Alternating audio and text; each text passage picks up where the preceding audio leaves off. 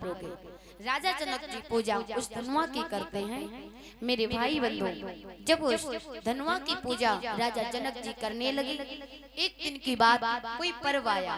जैसे कि हमारे यहाँ पर दीपावली, होली आदि तो माताएं बहनें लिपाई करती हैं, सफाई करते हैं। सीता जी ने सोचा कि इस धनुआ को बार बार क्या एक ही जगह पे रखा रहता है, पिताजी आते पूजा कर जाते चले जाते हैं, ये आखिर एक जगह पे क्यों रखा है, क्यों ना हम इसे अलग हटा देते और सफाई कर देते, पर्व का त्योहार। उसी समय अनजाने में सीता जी ने उस धनु को हाथ लगाया तो वो धनुआ माता सीता की चुनरी में मारा। जैसे ही हिल गया, पीछे मुड़ करके देखा तो उस धनुआ को छुड़ा करके मारा, फिर से वहीं पर रख दिया। ये सुनैना देखती रही। सुनैना दौड़ी दौड़ी गई दरबार में, कहने लगी, स्वामी स्वामी अचंबा, स्वामी गजब हो गया। क्या हुआ? जवाब दिया, तुम्हें नहीं मालूम, जिस धनुआ को न जाने कितना पुराने वर्ष का धनुआ है महाराज, जिसे हम सोच भी नहीं सकते थे इसे कोई उठाएगा। तुम्हें पता है, जिसकी यहाँ पूजा करते थे उसी धनुआ को अपनी लाडली ने उठा करके वहीं पर फिर से रख दिया। क्या? जैसे ही राजा जनक जी ने सुना, राजा जनक जी आज बड़े खुश हो जाते हैं भैया।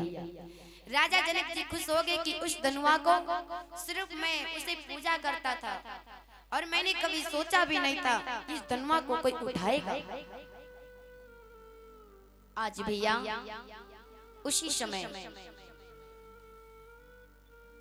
जवाब दिया है।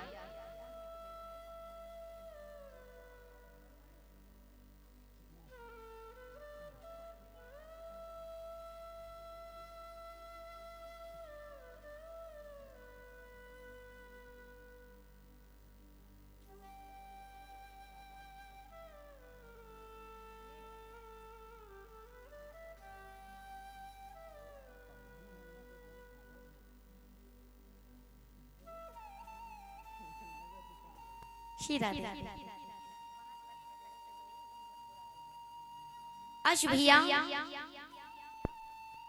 राजा जनक जी पूरी राज्य में झिंडोरा पिटवा देते हैं।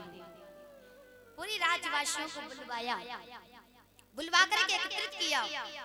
जितने राजकुमार थे, महाराजा थे, सबको बुलवाया, राज्यसभा में बिठाया। ए मेरे भाई, जैसे सब लोग आए तो एक राज्यसभा में घोषणा कर दी, ऐलान करवा दिया गया। गर्व से महाराज राजा जनक ऐलान करते हैं, अभी किसी के यहाँ पर किसी की बेटी कलेक्टर या मजिस्ट्रेट या बैंक मैनेजर या महाराज वकील बन जाए तो उसका पिता गर्व से कहेगा कि आज हमारी लड़की ये बन गई है। इसीलिए राजा जनक जी बड़े गर्व से कहते हैं, जितने यहाँ पर सुन रहे हो और देश विदेश के जितने भी लोग हैं, जाओ मंत्रियों, इस पत्र को मैं लिख रहा हूँ, इस पत्र को दे दो। कोई दावत का निमंत्रण नहीं, कोई यहाँ पर महाराज खाने का निमंत्रण नहीं है, सिर्फ बल और पौरुष का यहाँ पर अजमाव होगा। उसी समय मेरे भैया इधर राजा जनक ने